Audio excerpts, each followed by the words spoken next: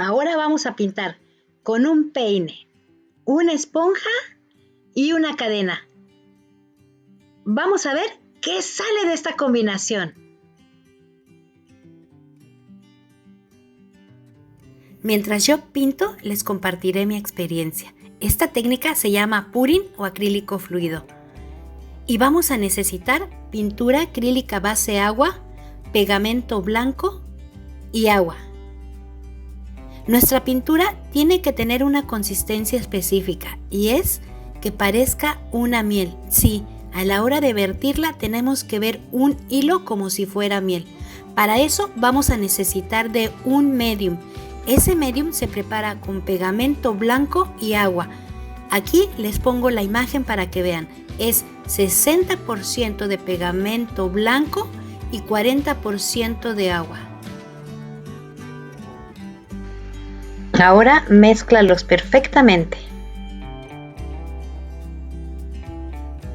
Paso número 2. Es muy importante que sepas qué consistencia tiene la pintura que vas a utilizar. Normalmente las pinturas acrílicas base agua tienen 3 tipos de consistencia: gruesa, media y ligera. ¿Ya la identificaste? Bueno, si tu pintura es de consistencia gruesa, vamos a usar 80% de medium y 20% de pintura. Si es media, vamos a utilizar 70% de medium y 30% de pintura. Y si es ligera, vamos a utilizar 60% de medium y 40% de pintura. Esto es para que logremos la consistencia que nosotros andamos buscando. Recuerda siempre jugar con un 10% de agua más o menos para que logremos la consistencia que queremos. Si tú dejas la pintura muy gruesa, en el momento de secado se te puede craquelar. Si la dejas muy ligera, no vas a poder mantener las formas o figuras que hayas realizado. Así que dale mucha importancia a esta parte del proceso. Ya que tienes la fórmula para preparar tu pintura, ahora toca mezclarla. Y tienes que mezclarla por lo menos durante 3 minutos. Es muy importante que todos los pigmentos se integren perfectamente en nuestro medio. Y ahora sí, regresemos a nuestro lienzo. El fondo lo dejé con un espesor aproximadamente de 2 a 3 milímetros. Toda la combinación de colores que ves y el movimiento lo logré con la esponja y el peine.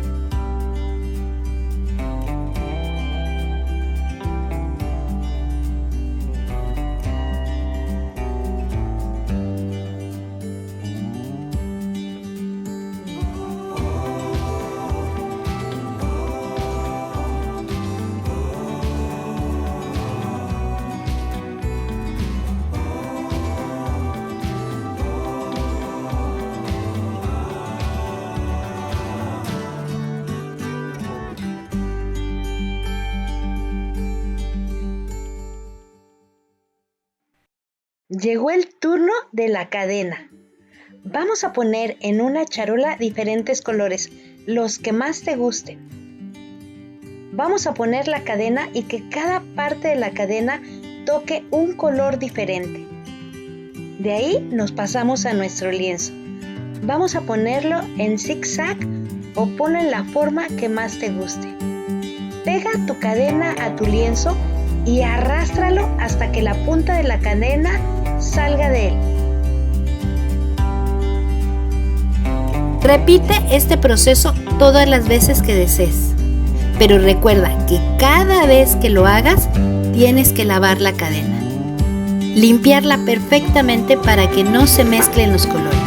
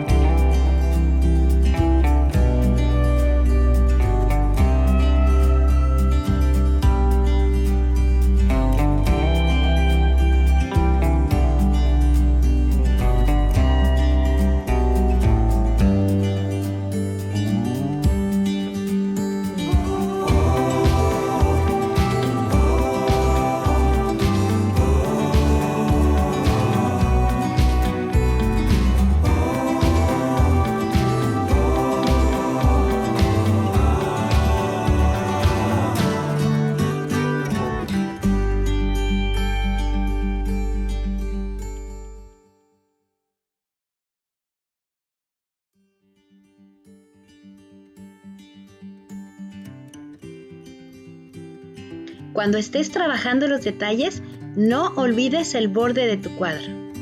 También pásale una antorcha de calor para quitar las burbujas que se hayan hecho por el movimiento de nuestra pintura.